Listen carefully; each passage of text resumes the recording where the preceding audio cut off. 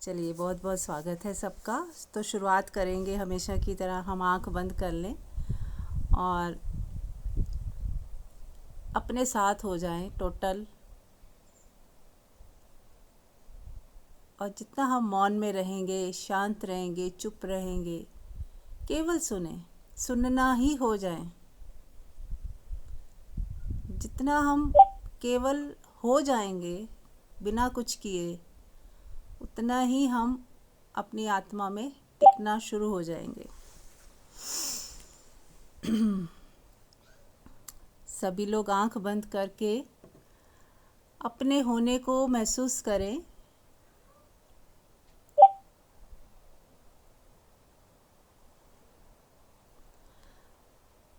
आंख बंद रखें और अपना होना, जो भी आपको महसूस हो रहा है इस वक्त, जो भी आपको सुनाई दे रहा है इस वक्त, बस उसके प्रति होश बना रहे।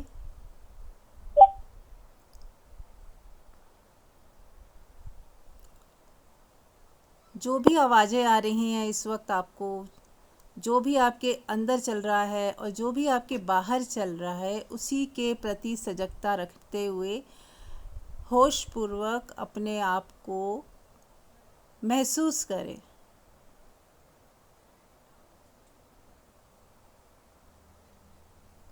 महसूस करें कि आप हो, आपका होना जो शाश्वत है, सदा है।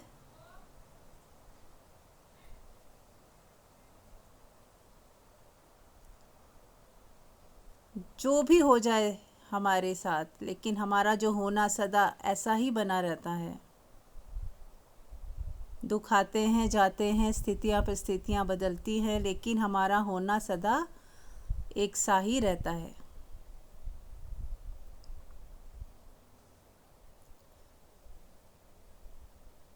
तो कैसे अपने होने में ज़्यादा से ज़्यादा टिकें, उसके लिए एक सूत्र है, मौन रहना, शांत रहना, चुप रहना, महसूस ज़्यादा करना। ज़्यादा से ज़्यादा महसूस करें। हमारे भीतर जो बदलाव हो रहे हैं हम उसे भी महसूस करें।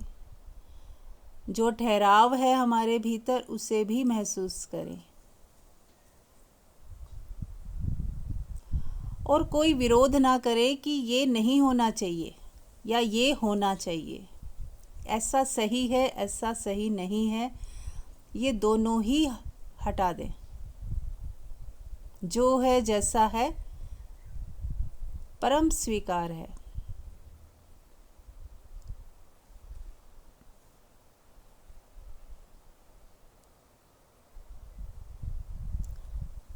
हर पल स्वीकार भाव में जीना। अब ये स्वीकार भाव भी क्या है? स्वीकार भाव का ये नहीं मतलब ये नहीं कि जो हो रहा है हम चुपचाप उसे मानते ही जाएंगे, या अपने हृदय में यदि नो आ रहा है उसको भी यस कर देंगे, ऐसा नहीं है। स्वीकार भाव का मतलब ये है कि जो हमारा जो लक्ष्य है, हमें उस तरफ चलना है, हमें अपनी साधना करनी है, हमें परमात्मा से जुड़ना है, अपनी आत्मा में टिकना है। और उसके लिए जो भी सहयोगी है उसके लिए यस है, और जो भी उसके सहयोग में नहीं है और उसके लिए यदि नो आता है तो वो नो भी स्वीकार है।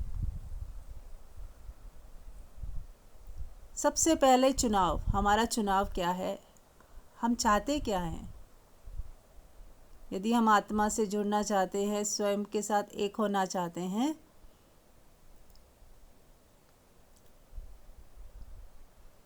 तो बात कुछ अलग हो जाती है। कोई व्यक्ति धन कमाना ही यदि उसका लक्ष्य है तो उसका सारा व्यवहार उसी तरीके से होगा कि वो ज़्यादा से ज़्यादा धन कैसे कमाए, और फिर धन कमाने के रास्ते में जो भी रुकावटें आएंगी वो उसे हटाता जाएगा। ऐसे ही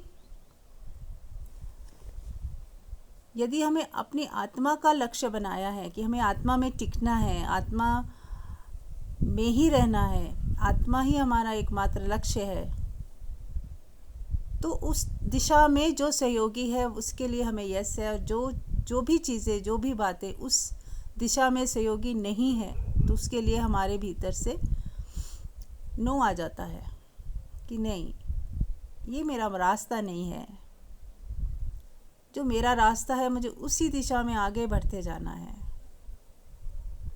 और फिर उसके अकॉर्डिंग ही जो भी स्थितियाँ परिस्थितियाँ बनती हैं वो सब स्वीकार है।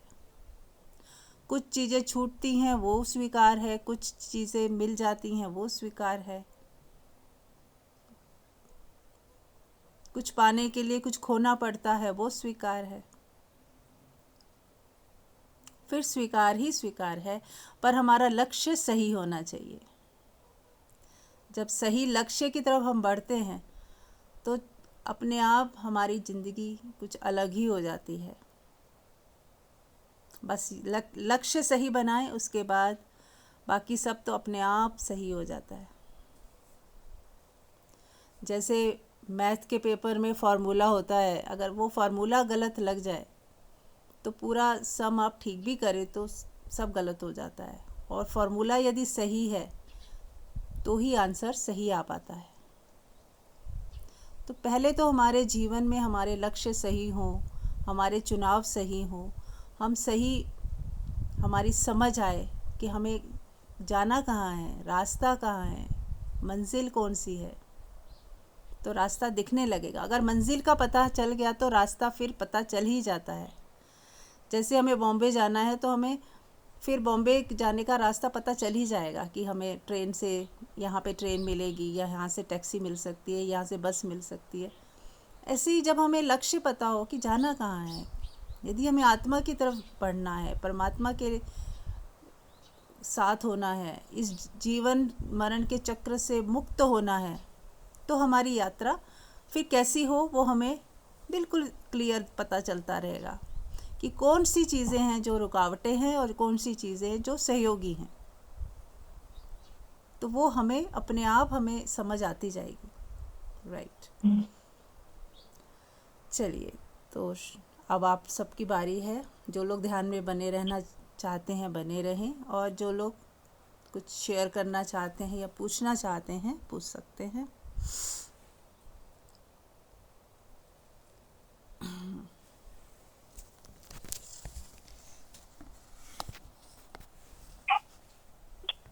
आंटी जी प्रणाम। आंटी जी, हाँ जी, प्रणाम। आंटी जी जैसे आप कह रहे हो ना गोल सेट करने के लिए कि हमको कहाँ जाना है, हाँ। तो फिर मेरे मन में भी आता है कि मुझे स्पिरिचुअलिटी लाइफ पे ही जाना है ना, आध्यात्मिक ज्ञान में आगे बढ़ना है, और उसी में सुख शांति उसी से मिलेगी हमें।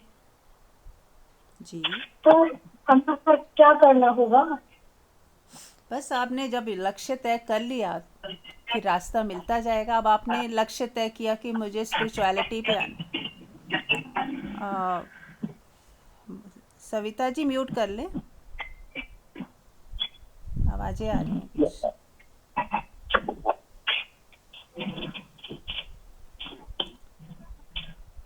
मैं तो घर बैठे ही चाहती हूँ आंटी जी, मेरे को कहीं जाना है इतना वो नहीं सही लगता।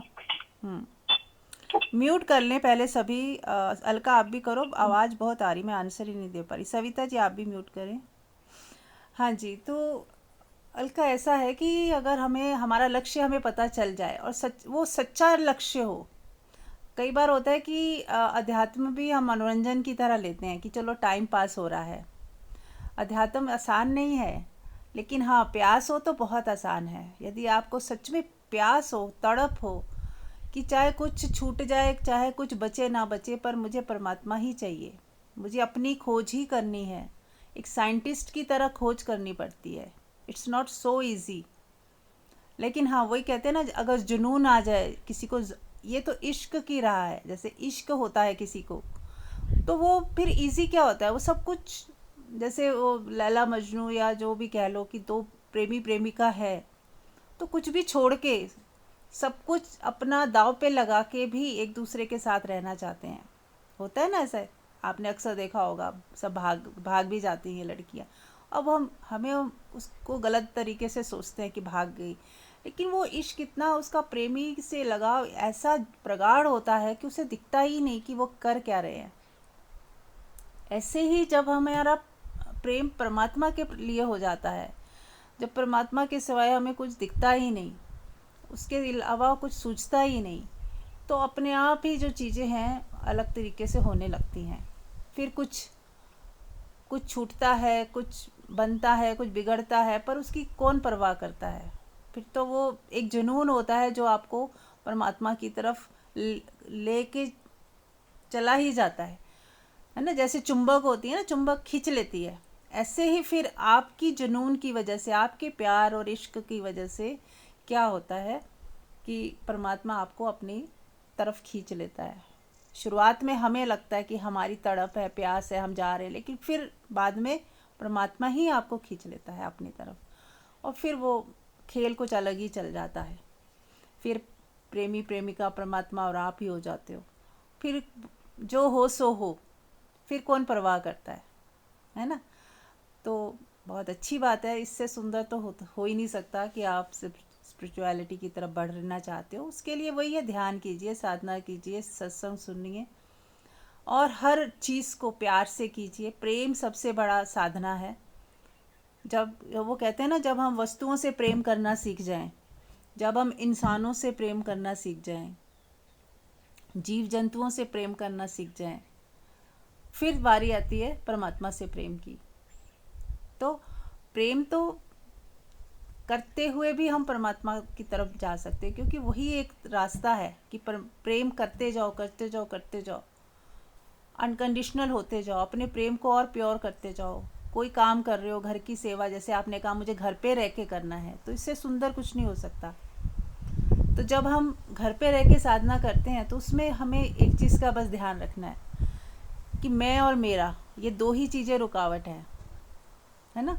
तो हमें मैं और मेरे को हटाते हुए कि मेरा यहाँ कुछ नहीं है, ये घर नहीं है, ये मेरे परमात्मा का मंदिर कह लो, या कोई लोग ज्ञानी लोग उसको कहते सराय है, मेरा नहीं है। परमात्मा ने मुझे दिया है, कुछ समय के लिए दिया है, जितना जब तक ये शरीर है उस तब तक के लिए दिया है, तो ठीक है, इसका मुझे ख्याल रखना है, सेवा करनी है, लेकिन मेरा नहीं है। ऐसे ही बच्चे हैं, परमात्मा के हैं बच्चे, मेरे नहीं हैं।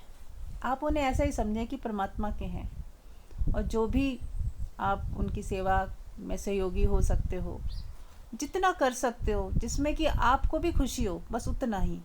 ऐसा नहीं कि हमें अपने आप को दुखी करके करना है, फिर तो वो प्रेम हुआ ही नहीं।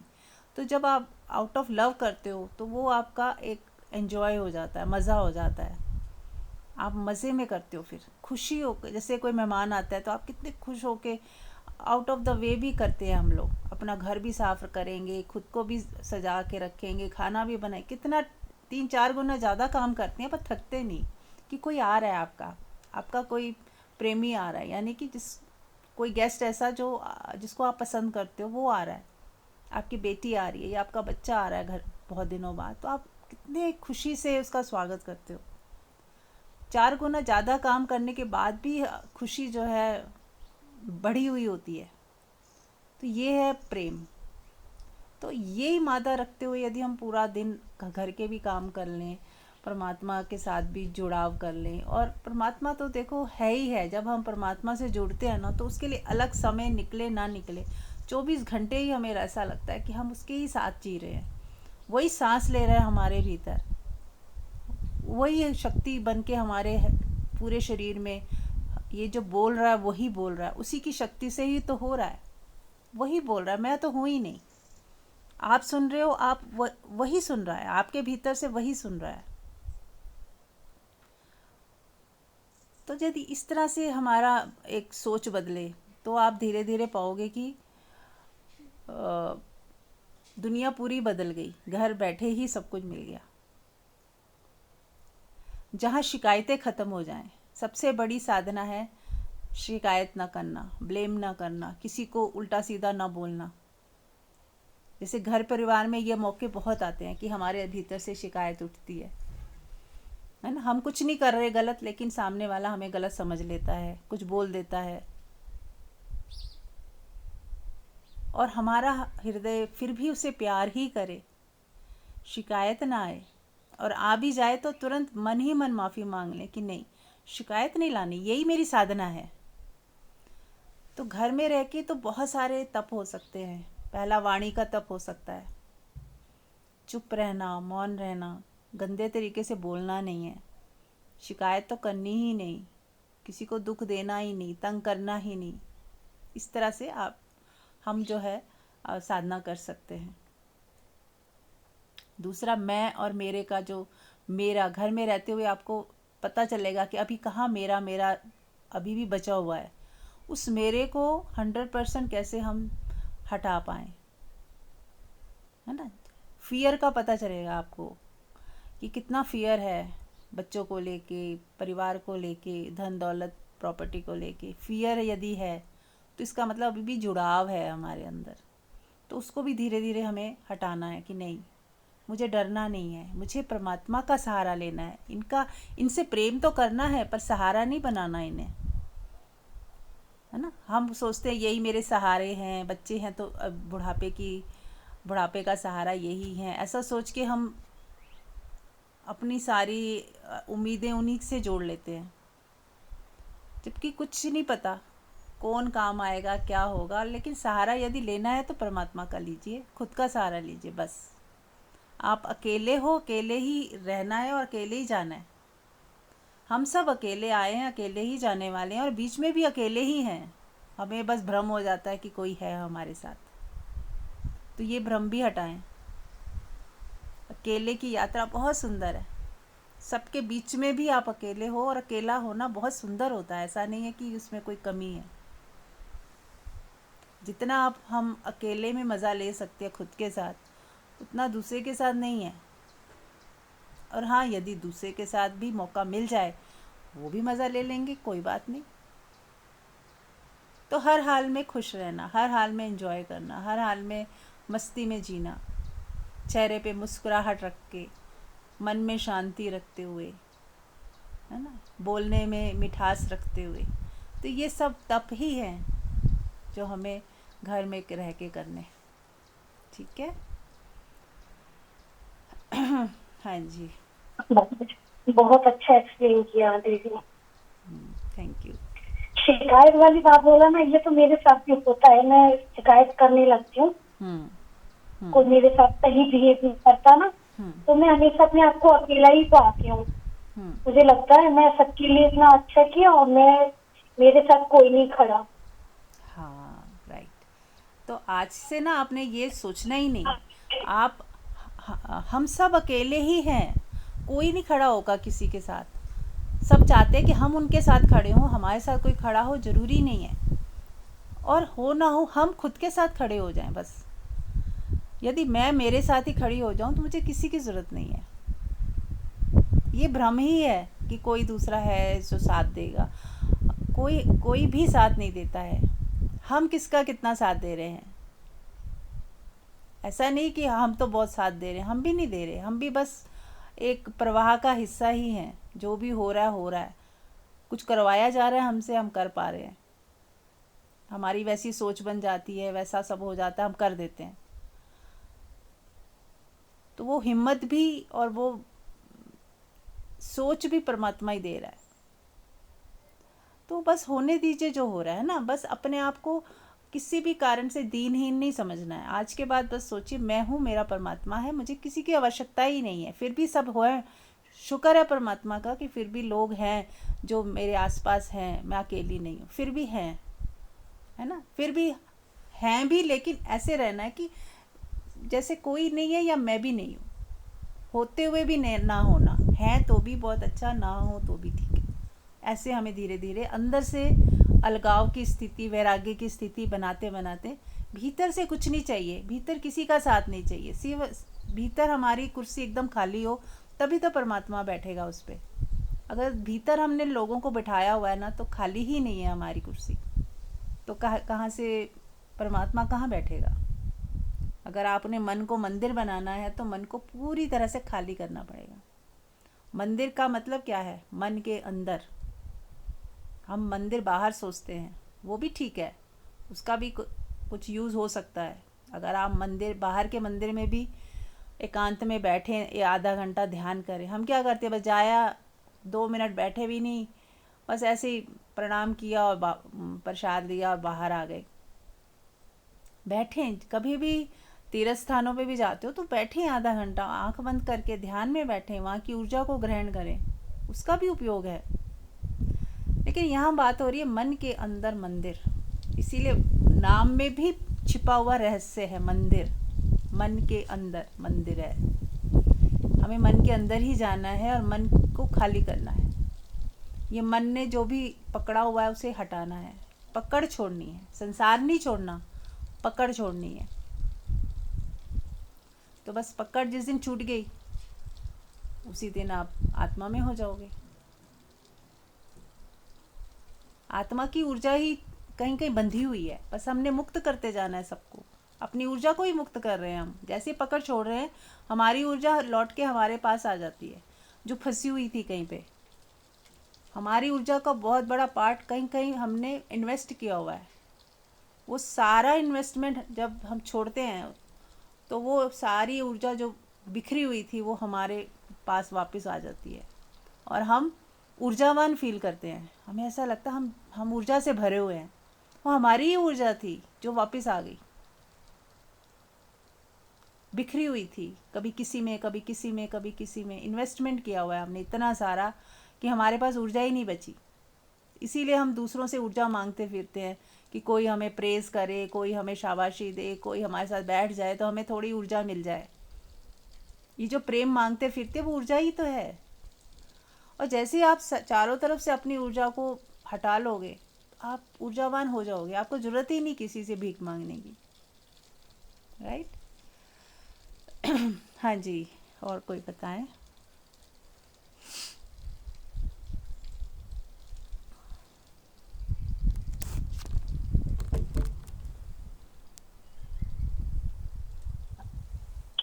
मैं बोलूं कुछ हाँ जी, इसके रिगार्डिंग? श्योर श्योर, हाँ जी बिल्कुल। मुझे एक एग्जांपल ऐसे याद आ रहा है कि जो बल्ब या लाइट होती हैं, हम उन्हें तब जलाते हैं जब हमारे घर में अंधेरा हो जाता है। हमें तब ध्यान आता है, अरे स्विच ऑन करो, लाइट जलाते हैं अंधेरे को दूर करने के लिए। शाम होती है, रात होती है। अब मान लो बल्ब या लाइट है, वो ये सोचने लगे कि सारा दिन तो इन्हें मेरा ख्याल ही नहीं आया, अब अंधेरा हुआ है तो इन्हें मेरा ख्याल आया है, मेरी तरफ ध्यान गया है, मेरे को यूज किया जा रहा है। तो ऐसा होता है कि हमारे साथ भी ऐसा बहुत होता है कि हमें ऐसे लगता है कि मैं सबके काम आती हूँ, मुझे सब पुकार रहे हैं। क्योंकि अगर हमें कोई बुला रहा है काम के लिए और हम कर सकते हैं उस चीज को, हमारी बॉडी में इतना स्टेमिना है, तो हमें इस चीज के लिए खुश होना चाहिए कि मुझे किसी ने याद किया, मैं उसके काम आ पाई। मेरा शरीर इतना स्ट्रांग है कि मैं किसी को फिजिकली हेल्प कर पाई। अगर मान लो किसी ने मेरे पास फोन किया कुछ फाइनेंशियल हेल्प के लिए और मैं कर पाई, तो उसने तभी पुकारा है, उसे पता है कि ये यहाँ से मिल जाएगी, तो हमें खुशी होती है कि मैं कर पाई किसी की हेल्प। सेकेंडली, थर्डली, कि अगर हम किसी को ऐसी विजडम दे रहे हैं, स्पिरिचुअल नॉलेज दे रहे हैं जो हमारे पास है, हमारी लाइफ में इम्प्लीमेंट होके हमने अपनी लाइफ को फ्लावरिंग की है, तो हम तभी दे पा रहे हैं। हमें अपने अनुभव से जो मिला है और हमारी लाइफ में एक खुशी आई है, जीने का तरीका आया है, तो हम वो नॉलेज शेयर कर रहे हैं किसी को। तो वो जो सेवा होती है किसी भी भाव, किसी भी रूप में, उसमें कहीं पे भी हमें ये एहसास करने की बजाय कि मुझे जब उनका दुख का टाइम था तो उन्होंने मुझे याद कर लिया, वैसे आज तक मुझे किसी ने पूछा ही नहीं, उसकी बजाय हमें इस चीज को एक खुशी में लेना चाहिए कि हम कितने खुश नसीब हैं, हम कितने ब्लेस्ड हैं कि हमारे को किसी ने इस हेल्प के लिए बुलाया, पुकारा। तो एक मुझे मैंने कहीं एक बार सुना था कि किसी ने ऐसी शिकायत की कि लोग मुझे अपने स्वास्थ्य के लिए याद करते हैं और मेरे कोई काम नहीं आता। तो उनका जो आंसर था, feel privilege if someone calling you in their dark time, it means you are the candle of their dark time. तुम उनके बुरे समय के लिए उपयोगी हो, सार्थक हो, उनके काम आ सकते हो, आप उनको हेल्प कर पाओगे, तभी उन्होंने आपको बुलाया। तो भले ही लोगों ने हमारे से कोई नाता नहीं रखा है, कोई रिश्ता नहीं रखा है, हमें कोई याद ही नहीं कर रहा है, लेकिन फिर भी उनके बुरे समय में हम उनके लिए कुछ हेल्प कर सकते हैं, हेल्पफुल होते हैं। और फिर हमारे वही लोग काम भी नहीं आ रहे, सपोज उन लोगों ने फिर हमें हेल्प नहीं की, तो ऐसा नहीं है कि हमें वही लोग हेल्प करेंगे। ना जाने परमात्मा किसके रूप में हमारी हेल्प कर देता है जब हमें जरूरत होती है। और अगर हमें नहीं भी हेल्प मिल रही तो वो कहीं ना कहीं हमें अकेला करके हमें स्ट्रॉन्ग कर रहा है कि तुम अकेले भी सरवाइव कर सकते हो। You are sufficient in yourself. आप अपने आप में पूरे हो, आप खुद प्रेम से भरपूर हो, आपको किसी की भी जरूरत नहीं है अगर हम अकेले खड़े हैं। तो जब हम अकेले उस चीज में हो जाते हैं और हमारा कोई साथ नहीं देता, फिर हम जब संघर्ष करते हैं उस चीज को पाने के लिए, हमारे अंदर एक रीढ़, जैसे कहते हैं ना रीढ़ की हड्डी होती है ना, पूरी बॉडी को संभालती है, तो हमारे अंदर एक रीढ़, एक स्ट्रेंथ पैदा होती है। और हम खुश होते हैं कि किसी ने भले ही मेरा साथ नहीं दिया, लेकिन परमात्मा तो साथ दे ही रहा था ना, तभी तो मैं ये चीज कर पाई, परेशानी से निकल पाई, इस ट्रबल से निकल पाई, ये काम मेरा हो गया। या तो कोई ना कोई परमात्मा ने किसी को माध्यम बना के भेजा होगा जिसके द्वारा आपका वो काम हो जाए, अदरवाइज हम खुद ही उसे सॉल्व कर पाए।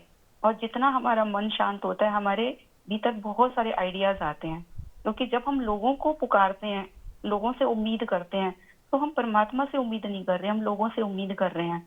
तो जब हम लोगों से उम्मीद कर रहे हैं तो नेचुरली हम हर्ट होंगे, हम दुख में जाएंगे।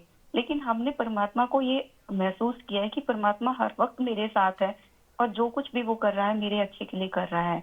तो कभी भी हमें ना अकेलापन फील होगा और जीवन में एक अलग ही खुशी का अनुभव होगा कि हम पर इतने स्ट्रांग हो गए कि आज हम किसी के काम आ रहे हैं। कल तक हम किसी से हेल्प मांगते थे, कल तक हम सोचते थे कोई हमें प्रेम करे, लेकिन आज हमारे पास एक पोर्टल खुला है, प्रेम का एक पूरा खजाना खुला है। आज हम खुद लोगों को प्रेम कर पा रहे हैं, या हम किसी को फाइनेंशियली हेल्प कर पा रहे हैं, या हम किसी को फिजिकल हेल्प दे पा रहे हैं, किसी को हमसे कोई काम की उम्मीद है तो हम वो उसका काम कर पा रहे हैं। तो हमें उसमें बजाय रिग्रेट के या बजाय शिकायत उठने के हमें खुशी होगी। शिकायत की जो भावना है वो हमारे अंदर शुक्राना में बदल जाएगी कि परमात्मा तेरा कितना धन्यवाद कि वो क्षण ना आए होते जब मैं अकेली थी, कहीं से मुझे कोई हेल्प नहीं थी, तो परमात्मा ने मेरा साथ दिया और मैं उस चीज को ओवरकम कर पाई जिससे मैं जूझ रही थी, जिस परेशानी से मैं गुजर रही थी। तो हमारे अंदर बजाय शिकायत के हमारा आप ऑटोमेटिकली थैंकफुलनेस में, ग्रेटिट्यूड में चेंज हो जाएगा। तो परमात्मा की कृपा के जितने हम परमात्मा की कृपा को जितना हम फील करते हैं, वो धीरे धीरे धीरे धीरे खुद बढ़ती चली जाती है। और जब हम शिकायत में होते हैं तो हमारे अंदर एक खालीपन होता है, एक अभाव होता है। तो वो जो अभाव होता है ना, वो हमारा दुख में बदल जाता है। और दुखी आदमी के से दुख की ही वाइब्रेशन रेडिएट होती है। और जब दुख की वाइब्रेशंस होती हैं, हमारे आसपास ऐसे ही लोग आ जाते हैं जो हमें और दुखी करते हैं।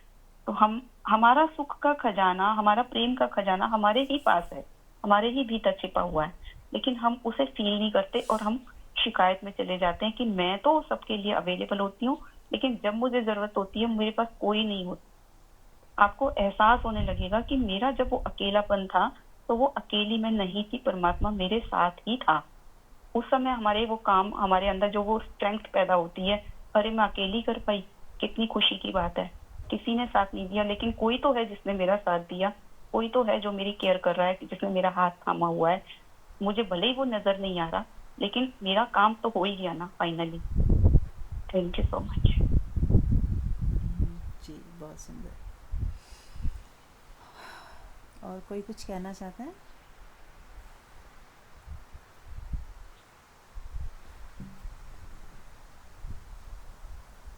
हाँ हेलो। मीनाक्षी, हाँ मीनाक्षी बोलिए। नमस्ते जी। मंजूरी ने और आपने बहुत ही अच्छा बताया, क्योंकि मैं इसी चीज से गुजरती हूँ कई बार। क्योंकि जिसे किसी और की परेशानी होगी घर परिवार, तो मेरे को लगता है मैं जब सॉल्व कर सकती हूँ तो कर दूं, लेकिन मुझे जब कोई ऐसी कोई जरूरत पड़ती है तो कोई मेरा काम बनता ही नहीं। मैं कह भी दूंगी तो भी नहीं बनता। तो मुझे महसूस तो होता है, लेकिन आज दी ने जो बताया है ना, उससे अब मेरा मन ये शांति हो जाएगी कि हाँ, मुझे ये सोचनी नहीं कि कर सकती हूँ तो कर दूं, नहीं तो सोचना नहीं है कि कोई मेरे लिए करे। भगवान से ही प्रार्थना करो बस। यही चीज मेरी क्लियर हो गई है। मुझे मन में कई बार दुख हो जाता था इस बात का, क्योंकि मैं दिल से करती थी और लेकिन कभी मेरा नहीं होता था, तो इसलिए मुझे महसूस होता था। पर आज ये चीज बहुत ही क्लियर होगी कि मुझे ये सब चीज नहीं सोचनी। Thank you Manju ji. मंजू दीदी बहुत अच्छा आपने बोला। ये मैं ऐसा लग रहा है कि आपने मेरे ऊपर ही टॉपिक लिया है। यही मेरे साथ भी होता है।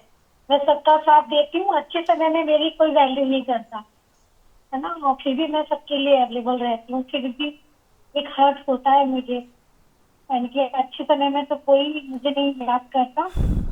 लेकिन ठीक है, मैं अपना फर्ज अच्छे से निभाती हूँ। बहुत हाँ बढ़िया जी। बताया आपने। हाँ, इसके लिए देखो अलका जी, मैं एक और चीज़ भी बताना चाहती हूँ आप लोगों को कि जो जितना काबिल है वो उतना ही देगा। पोटेंशियल जिसकी जितनी है ना। जैसे मान लो नीम का पेड़ है, उसकी अपनी एक पोटेंशियल है, वो कितनी बीमारियां ठीक होती, कितना कड़वा भी होता है, लेकिन उसकी एक अपनी उपयोगिता है बॉडी लेवल पे, है ना। ऐसे ही तुलसी है, उसकी अपनी उपयोगिता है ना। अब जो नीम से काम ले सकते हो तुलसी से नहीं ले सकते, पर तुलसी की भी अपनी उपयोगिता है कितनी, है ना। ऐसे ही जितने भी वृक्षों को देखो, हर एक की अपनी अपना कोई यूज़ है। ऐसे भी पेड़ हैं जिसका हमें लगता कोई यूज़ नहीं है, हमारे तो किसी काम का नहीं, पर फिर भी वो है, कुछ तो उसका भी यूज़ होगा जो हमें पता नहीं है। तो कुछ पौधों के बारे में ऐसा सुना कि उनकी जड़ें ही इतनी फैली होती हैं कि वो नीचे से पानी जो है सोख लेती हैं, ताकि वो भूमि का भी संतुलन बना रहे, पानी उतना ही रहे जितने में सारा सब चीज़ें बैलेंस रहे। तो हमें नहीं पता कि कुछ चीज़ें हमें लगता है हमारे काम नहीं आ रही तो बेकार है, नहीं, कुछ ना कुछ यूज़ है।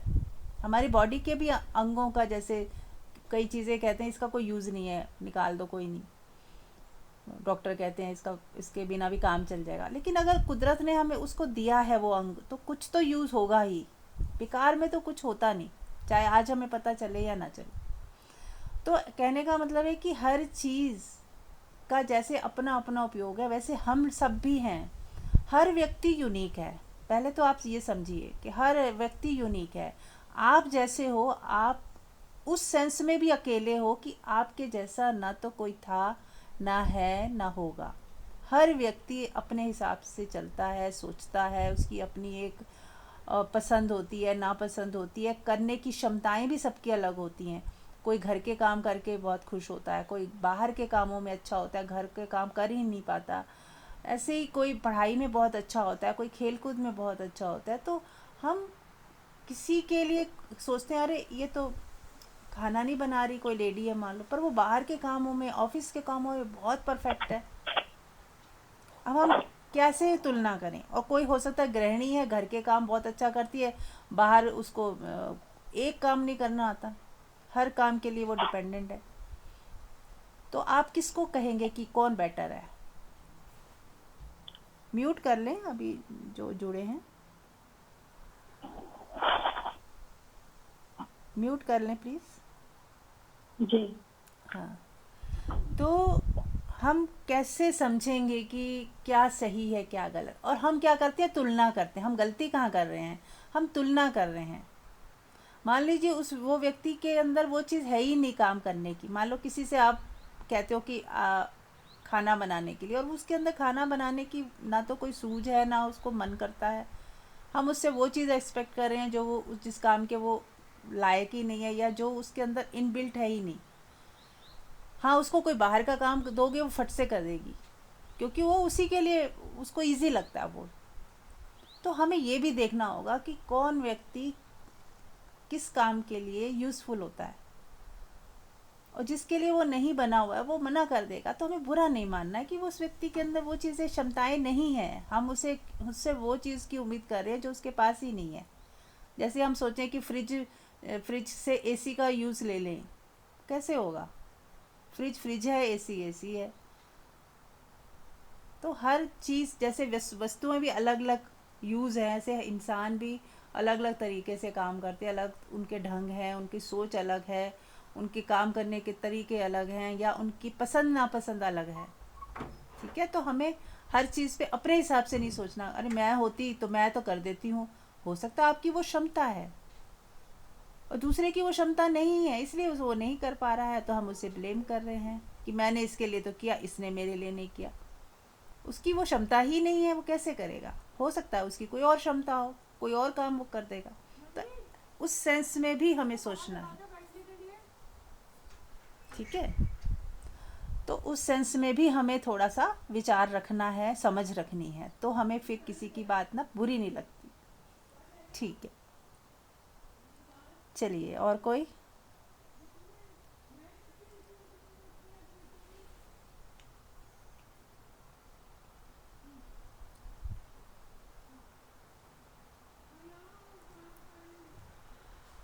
चलिए, तो हम फिर ध्यान करें। एक सेकंड। हाँ मुझे ना मैंने कभी दोहा सुना है, ये सब लोगों ने सुना हुआ है हाँ कि बड़ा हुआ तो क्या हुआ, जैसे पेड़ खजूर, पंछी को छाया नहीं, फल लागे अति दूर। राइट। तो ये किसी ने शिकायत भाव से बनाया है। मैंने जब इसको चीज को समझा तो मुझे लगा परमात्मा ने कितना तो अच्छा किया है, इतना ऊंचाई से पेड़ बनाया है और उसमें जो भी उन्होंने फल लगाए हैं उनकी सेफ्टी के पर्पज से लगाए हैं। और जैसे पेड़ खजूर को जैसे बोल रहे हैं, जबकि सबको पता है कि खजूर जो फल है, डेट्स हैं, कितने यूजफुल होते हैं। तो परमात्मा ने कुछ तो किसी वजह से तो उसको इस तरह का बनाया है। और डेट्स जो इतना यूजफुल फ्रूट है और सभी खाते हैं, अगर वो हाइट पे लगा है तो इसमें क्या शिकायत वाली बात हो गई। ये कोई है कि उसका कोई यूज नहीं है, या उसमें थोड़ा स्ट्रगल करके अगर हमें वो फ्रूट लेना पड़ रहा है तो हमारा स्ट्रगल है जो वो भी तो हमें स्ट्रॉन्ग ही बनाता है। मैं तो ऐसा समझती हूँ कि लाइफ में कोई भी चीज जो स्ट्रगल करके हमें मिलती है, हमें बाद में इतनी खुशी होती है कि कितना मैंने स्ट्रगल किया लाइफ में, कितना स्ट्रगल किया, लेकिन आज मैं उस चीज से स्ट्रॉन्ग हो गई। जब हम स्ट्रगल कर रहे होते हैं तो हमें बहुत ही ऐसे दीनहीनता सी फील होती है, हमें बहुत ऐसे अपने ऊपर सिंपैथी सी आती है कि मेरी लाइफ में कितना स्ट्रगल है। हर व्यक्ति आज ये सोच रहा होता है कि मेरी लाइफ में कितना स्ट्रगल है, लेकिन अगर वो जरा सा भी परमात्मा से जुड़ा है, सत्संग से जुड़ा है, तो ये ही उसका जो स्ट्रगल वाला कंप्लेनिंग मूड था, वो मोड था, वो एकदम से ग्रेटिट्यूड में चेंज होता है कि अगर मैंने लाइफ में इतना स्ट्रगल ना किया होता तो मैं आज कैसे परमात्मा की तरफ मुड़ती। कितनी मैं भाग्यशाली हूँ। कितने सारे लोग हैं जो डिप्रेशन में चले जाते हैं, कितने सारे लोग हैं कहीं सुसाइड करने की सोचते हैं और पता नहीं क्या क्या ढूंढते रहते हैं। कोई एंटरटेनमेंट के रास्ते ढूंढता है कि किटीज में जाएं, हम कहीं क्लब में जाएं, और कुछ नहीं तो चलो तीर्थों पे ही चले जाएं। और जब तीर्थों पे जाते हैं, किसी हिल स्टेशन पे जाते हैं, उतनी देर के लिए तो हमें रिलैक्सेशन होती है क्योंकि हमारे अंदर अब वो वाले थॉट हट गए डिप्रेस करने वाले। लेकिन जब हम लौट के आते हैं घर पे तो फिर हमें वही फीलिंग घेर लेती है कि मेरी लाइफ में कितना स्ट्रगल है, कितना स्ट्रगल है। लेकिन जब हम स्पिरिचुअलिटी से मुड़ते हैं तो हमें समझ में आता है कि परमात्मा की कितनी बड़ी मेरे ऊपर कृपा थी कि मैं आज उस मार्ग पे चली हूँ कि स्ट्रगल करने के बाद जो मुझे फ्रूट खाने को मिल रहा है, जो आज मैं उसका फल भोग रही हूँ कि मैं कितनी रिलैक्स रहने लग गई, मैं खुश रहने लग गई, मैं इंडिपेंडेंट हो गई, मेरे को किसी ने साथ नहीं दिया। तो मुझे ऐसे लगता है कि जो डेट्स का फल है वो परमात्मा ने शायद इतना दूर इसीलिए लगाया है कि वो इतना बेनिफिशियल है, तो उसमें कोई शिकायत वाली जैसी भाव है नहीं मेरे हिसाब से। जब मैंने इस चीज को समझा तो मैंने ऐसा आज मैंने इसलिए एक्सप्लेन भी किया। थैंक यू जी, बिल्कुल, बहुत सुंदर। और कोई कुछ शेयर करें, आप लोग भी कुछ भी शेयर करें। हाँ मधु, बोलो। हाँ जी, नमस्ते मीरा जी, नमस्ते। सभी को प्रणाम। सही मंजू ने सही कह रही है, मंजू इस बात तो कि फल दूर होते हैं, लेकिन हमें उसके भी अगर बेनिफिट अगर सोचे तो वो भी किसी वजह से मिला है। तो ये ही मतलब लाइफ में अब ये चल रहा है ना, तो मैं भी अपनी लाइफ में तकरीबन हर चीज के लिए यही सोचती हूँ कि जो भी हो रहा है ना, जो भी हो रहा है वो सब कुछ अच्छे के लिए हो रहा है। तो मन इतना खुश रहता है, और कभी थोड़ा रिग्रेशन आता भी है तो थोड़े बहुत तो दो अपने आप ही दूर हो जाता है, क्योंकि ये सब सुनते सुनते ना ये लाइफ में ऐसे हो गई कि इम्प्लीमेंट होते ही हैं। और दूसरे जैसे कोई भी सोच और थिंकिंग आती है नेगेटिव या पॉजिटिव, तो थिंकिंग भी अपने आप ही निकलने मतलब आते ही निकल जाती है।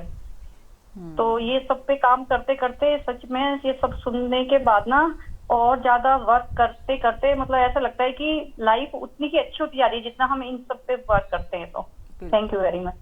Thank you. है, थैंक यू। सोनिया जी आप कुछ बताएं, आप नए जुड़े हैं।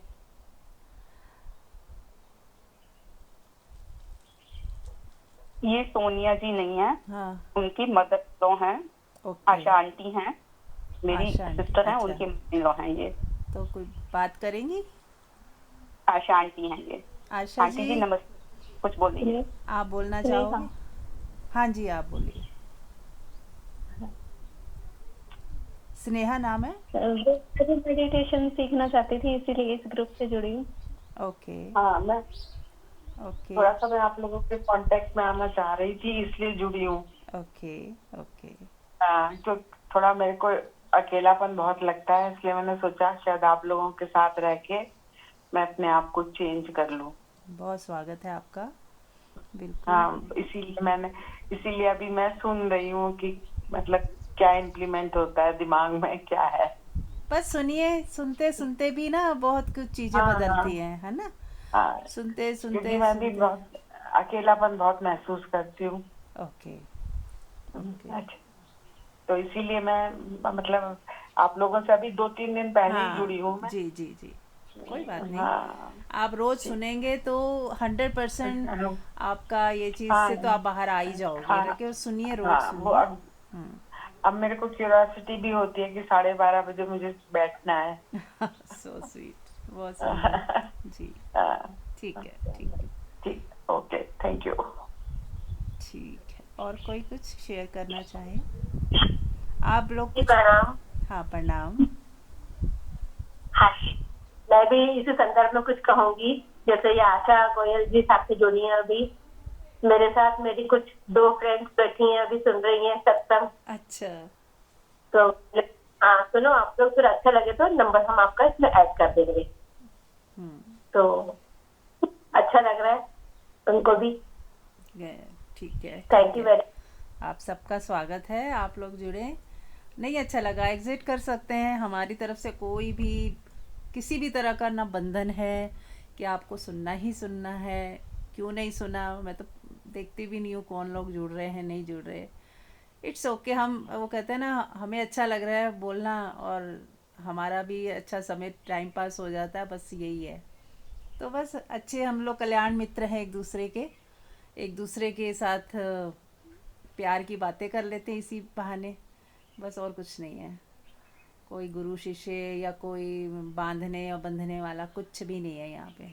सिर्फ प्यारी प्यारी बातें कर लेते हैं, अच्छी अच्छी बातें एक दूसरे को सुन लेते हैं, परमात्मा की याद कर लेते हैं थोड़ा सा, बस इतना ही है। चलो ठीक है, फिर ध्यान शुरू करें।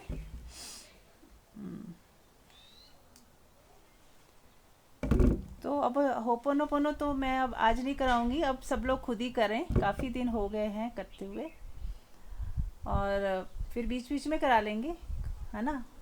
तो आज ऐसे ही ध्यान में बैठते हैं, आंख बंद कर लें। मीरा जी 21 दिन का टारगेट तो पूरा कर लेते हैं। आपके साथ ही जो हो पाता है ना इसमें ग्रुप में, वो अकेले में नहीं हो पाता। कुछ ना कुछ काम याद आ जाता है, ये चलते फिरते कि हो नहीं पाता है। 21 दिन हो गए या नहीं हुए अभी? नहीं, किस तो नहीं हुए होंगे। तो प्लीज करा दीजिए ना, 21 दिन तक तो करा दीजिए, दो फिर 2-3 दिन और बाकी थे शायद। करा दीजिए, ओके वो कंप्लीट हो जाएंगे। मैं तो 21 दिन का वैसे ही कुछ भी नहीं कर पाती, ये तो इस यहाँ की ग्रुप की वजह से कर पा रही हूँ। चलिए ठीक है, मैं करा देती हूँ। Okay thank you. एक सेकंड, मधु दीदी से मैं ये बात बोलना चाहूंगी कि अगर बैठ के ना कर पाए ना, मैंने एक बार डाला भी था ग्रुप में कि जरूरी नहीं है हम बैठ के ही इस चीज को करें, इसको हम सारा दिन चलते फिरते किसी भी टाइम कर सकते हैं। सपोज मेरी बॉडी में पेन हो रहा है, कोई दिक्कत आई है, तो मैं उस बॉडी ऑर्गन से ही ये चीज बोल रही हूँ, इन 4 लाइनों को। और मैं पानी भी पी रही हूँ, पानी को मैं देख रही हूँ तो मैं पानी से ये लाइनें बोल रही हूँ। मैं गैस जला रही हूँ, आग की तरफ देख रही हूँ तो ये 4 लाइनें बोल रही हूँ। मैं सूरज की तरफ देख रही हूँ तो मुझे सारे ग्रह नक्षत्र याद आ गए हैं एक साथ, मैं उनसे ये 4 लाइनें बोल रही हूँ। 5 एलिमेंट्स को याद किया तो उनसे भी बोल रहे हैं। फिर अपने कोई भी रिलेशनशिप याद आ गए हैं जिनसे हमारा कुछ भी ऐसा रहा हो, कभी भी, ये नहीं है आज है, कभी भी रहा हो, उनसे फिर हम अपनी वही 4 लाइनें दोहरा सकते हैं। तो इसमें क्या है कि कहीं पे भी हम जर्नी कर रहे हैं, ट्रेवल कर रहे हैं, तो जरूरी नहीं है कि अब हम इस चीज की इंतजार करें कि हमें कोई कराए।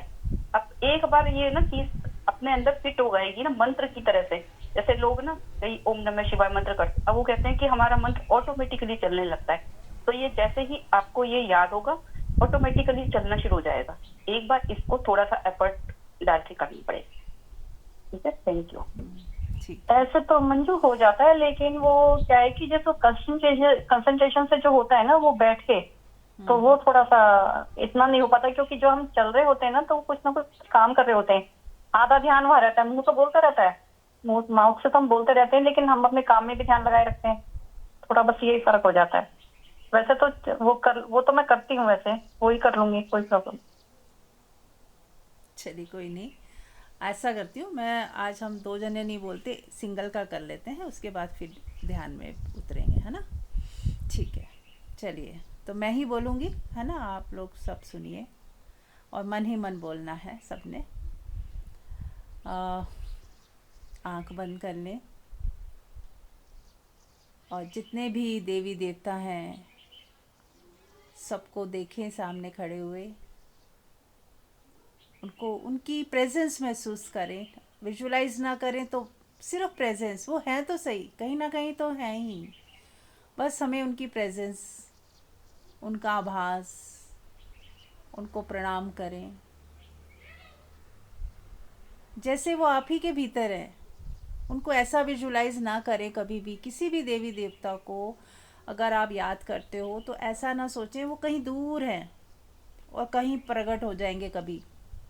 आप उसे अपने अपने हृदय में देखें कि मेरे हृदय में वो वास करते हैं। तो सभी देवी देवता, आपके सारे जो हमारे 7 चक्रा बताए जाते हैं, हर एक चक्रा में कोई ना कोई देवी देवता विराजमान होता है। और अब 7 चक्रा नहीं है, पता नहीं बहुत सारे चक्रास हैं, और सब में ही कोई ना कोई इष्ट, कोई देवी, कोई देवता हमारे ही भीतर बैठा होता है। तो सभी देवी देवताओं को अपने ही भीतर विराजमान महसूस करते हुए उन्हें महसूस करें अपने ही पास, अपने ही भीतर, उनकी प्रेजेंस को महसूस करें।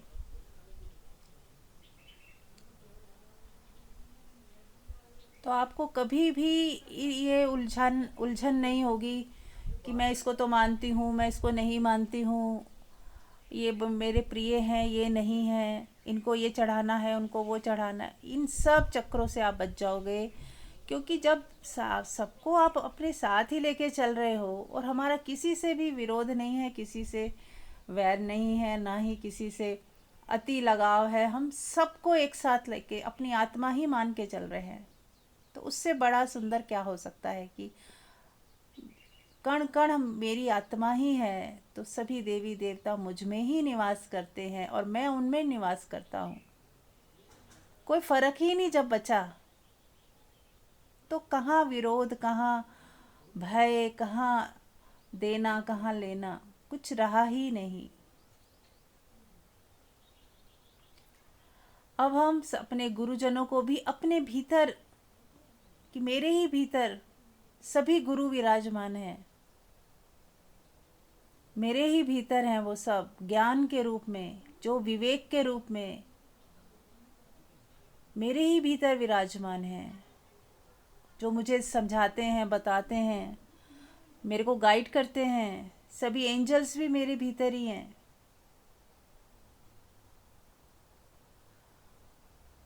तो उन सब को साक्षी मानते हुए, उनकी प्रेजेंस को महसूस करते हुए, हमसे कई अनेकों अनेक भूले हुई हैं, कितने जन्मों में कितनों का दिल दुखा होगा,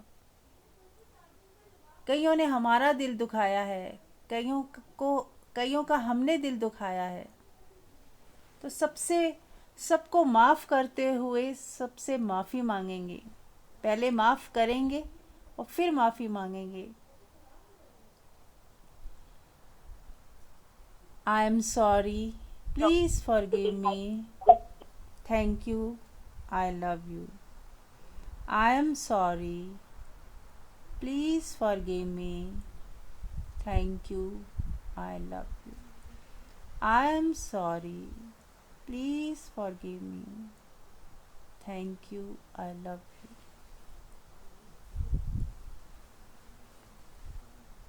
बोलें, मन ही मन बोलते जाएं।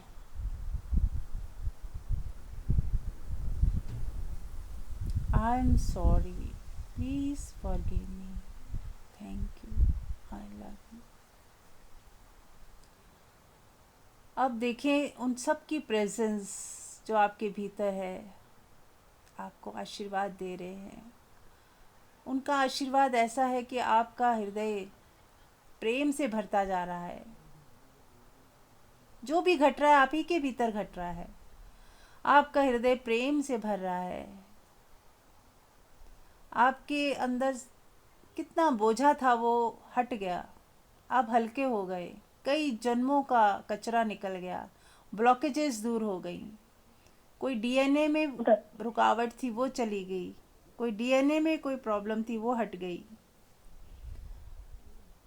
कोई आप अपने पेरेंट्स से बीमारियां लेके आए थे, उनके जो वो थे, उनके चिन्ह थे, यानी कि उनकी वजह से आप भी दिक्कत में थे, तो वो भी हटा दिया गया। क्योंकि ये सब कार्मिक ही हैं जो आगे कैरी फॉरवर्ड कर लेते हैं हम। तो जब हम माफ़ी मांगते हैं तो आपके सारे जो बंधन है कट जाते हैं, सारी मुश्किलें दूर हो जाती हैं, सारे विरोध हट जाते हैं और परमात्मा हमें अपनी गोद में ले लेते हैं। जैसे छोटे बच्चे को माँ कितना संभालती है, वैसे ही जब हम शरण में आ जाते हैं परमात्मा की, सबकी कण कण की शरण में आ जाते हैं, तो हमें माफ़ कर दिया जाता है।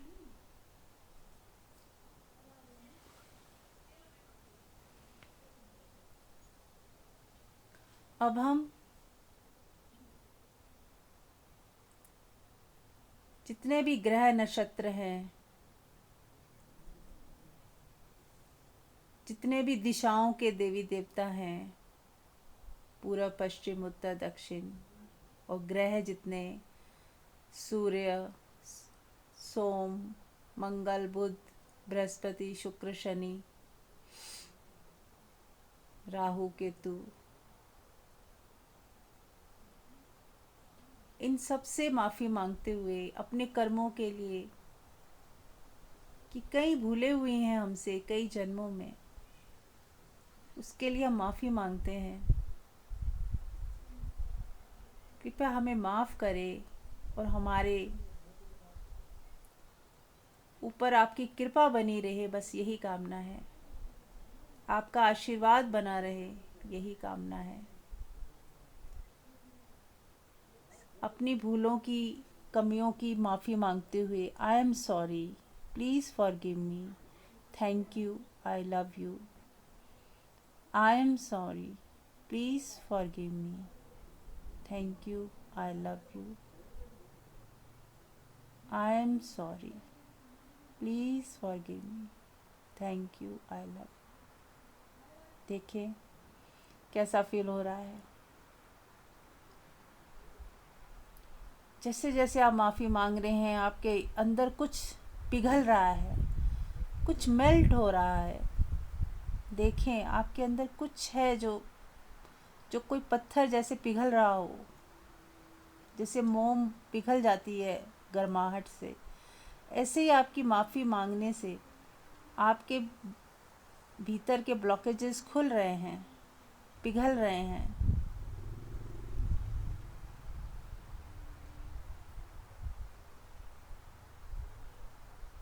सबका आशीर्वाद आपको मिल रहा है, हम सबको मिल रहा है। Thank you, thank you, thank you.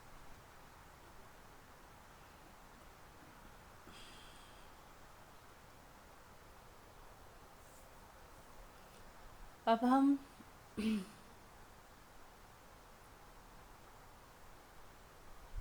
अपने बॉडी को, बॉडी ऑर्गन्स को प्यार करते हुए, उसका धन्यवाद करते हुए कि हर दुख में, सुख में, बीमारी में या कैसी भी हालात रहे हो, इस शरीर ने कितना साथ दिया है। ये शरीर स्वस्थ है तो हम भी खुश हैं। इस कितनी हमारी डिपेंडेंसी है इस शरीर के ऊपर, और ये कितना हमारा ध्यान रखता है, साथ देता है।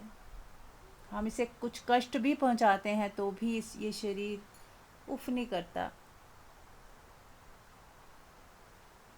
कई बार हम अत्याचार करते हैं अपने शरीर पे, ज़्यादा खा के, ज़्यादा सोच के। नींद आ रही है तो सो नहीं रहे, थक गए हैं आराम नहीं कर रहे। बहुत कुछ हमारे भीतर नेगेटिव थॉट्स चलते हैं, जब कितना शरीर को हानि होती है। तो उन सब के लिए माफ़ी मांगते हुए I am sorry, please forgive me, thank you, I love you. I am sorry, please forgive me, thank you, I love you. I am sorry, please forgive me, thank you, I love you.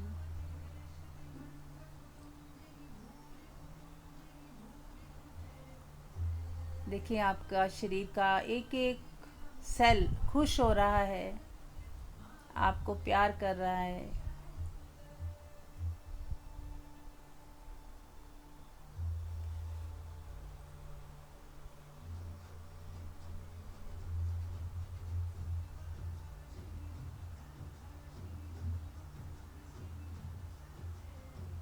चेहरे पे मुस्कुराहट लाएं।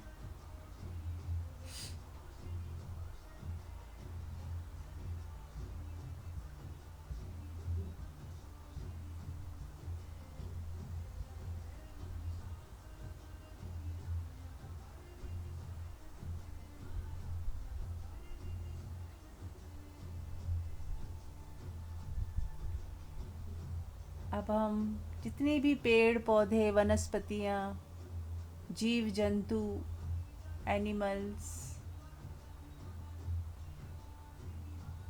पांचों तत्व जल, वायु, अग्नि, आकाश, पृथ्वी, इन सबको प्रणाम करते हुए और अपनी गलतियों की माफ़ी मांगते हुए I am sorry, please forgive me, thank you, I love you.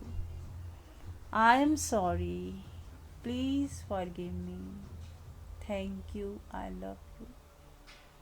I am sorry, please forgive me, thank you, I love you. मन ही मन प्रेम उड़ेल दें, अपना सारा प्रेम जल, वायु, अग्नि, पृथ्वी, सब पे। कण कण को मेरा प्रणाम, कण कण को मेरा प्रणाम, कण कण को मेरा प्रणाम। अपनी पांचों उंगलियों को एक दूसरे के साथ जोड़ें।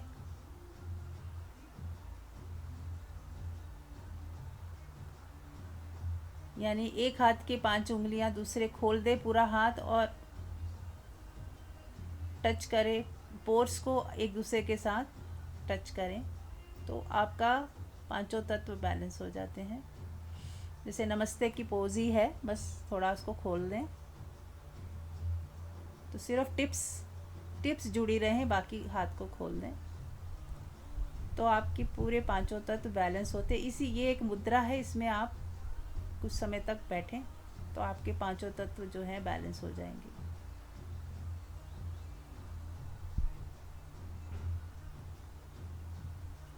अब हम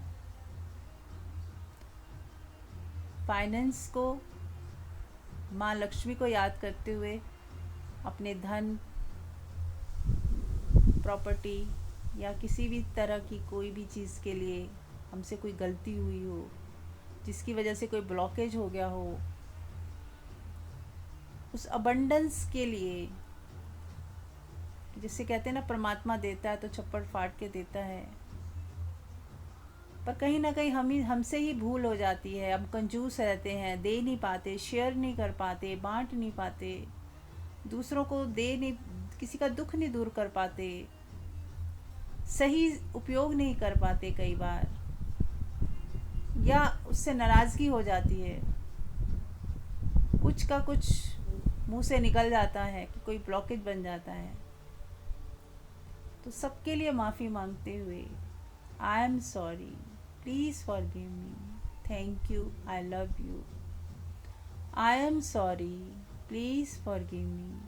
Thank you. I love you. I am sorry. Please forgive me. Thank you. I love you. I am sorry. Please forgive me. Thank you. I love you. मन ही मन माँ लक्ष्मी को प्रणाम करें और उनका आशीर्वाद लें।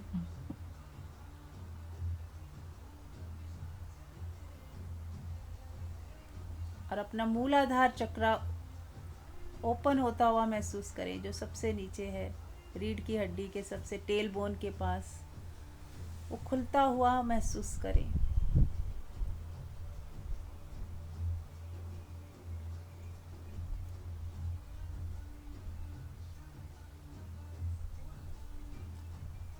और आपको अबंडेंस का आशीर्वाद मिल रहा है कि जब जैसी ज़रूरत होगी आपको मिलता जाएगा, आपका कोई काम नहीं रुकेगा। मन ही मन थैंक यू बोले, thank you, thank you, thank you. अब हम रिलेशनशिप का लेते हैं एक बार फिर से, कि आज की डेट में आपकी फैमिली मेम्बर्स हैं जिसके साथ आपका रिश्ता ख़राब है, थोड़ा सा बोलचाल कम है, शिकायतें हैं, उन सबको देखें, याद करें उनके चेहरे। उनसे भी बहुत गलतियां हुई हैं, आपका दिल दुखा है, और आपसे भी भूले हुई हैं, उनका दिल दुखा है। जिसका चेहरा ज़्यादा आ रहा है उसको सामने रखें और उनको पहले माफ़ करें, पहले उनकी गलतियों के लिए उनको माफ़ करें और फिर अपनी गलतियों के लिए बोलें, I am sorry, please forgive me, thank you, I love you. I am sorry, please forgive me, thank you, I love you. I am sorry, please forgive me, thank you, I love you. I am sorry, please forgive me, thank you, I love you.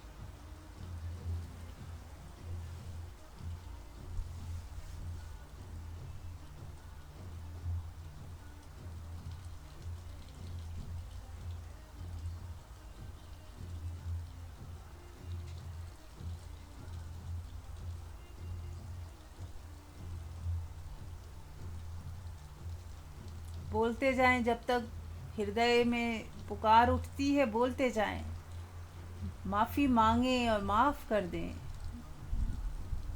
ये घड़ी फिर दोबारा नहीं आएगी, कर दें माफ़। किसी ने कितना ही खराब किया हो, माफ़ कर दें। किसी ने कितना ही बुरा किया हो, माफ़ कर दें।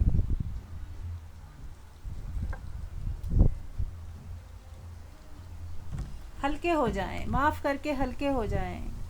वो भार अपने अंदर से हटा दें, वो कचरा अपने अंदर से हटा दें। ये ब्लॉकेज हमारे ही अंदर हमें ही तंग करेगी, इसे हटा दें, माफ़ कर दें, माफ़ कर दें, माफ़ कर दें।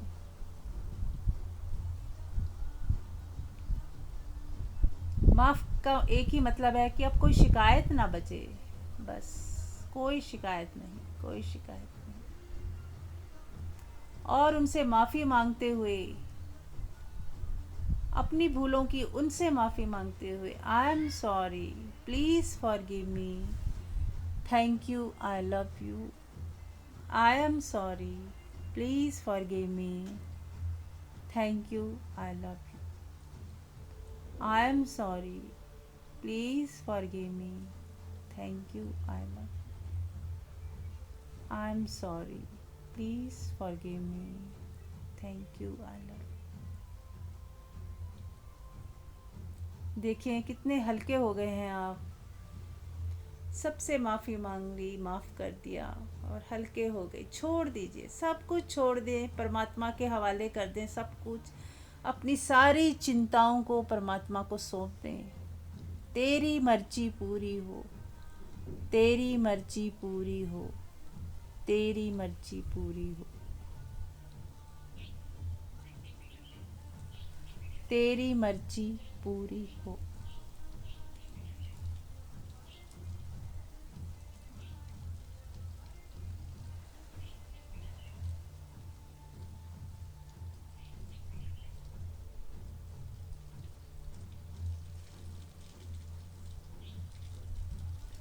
तेरी मर्जी पूरी। सब कुछ परमात्मा के चरणों पे सौंप दे। वो जो गठरी आपने सर पे उठाई हुई है उसे रख दे नीचे। उसने सबको संभाला हुआ है। जिसने सबको संभाला हुआ है उसने आपको भी संभाला हुआ है। डरने की कोई बात ही नहीं है। जिसने जन्म दिया, जिसने मृत्यु देनी है, और वो बीच में भी वही पाल रहा है, हमें वही संभाल रहा है। जो होना है वो होके ही रहना है। अनहोनी होनी ही नहीं, तो किस बात का डर। होनी तो होके रहे, अनहोनी ना होए। तो जो होनी है वो होके रहने ही वाली है, और अनहोनी कभी होनी ही नहीं, तो किस बात का डर।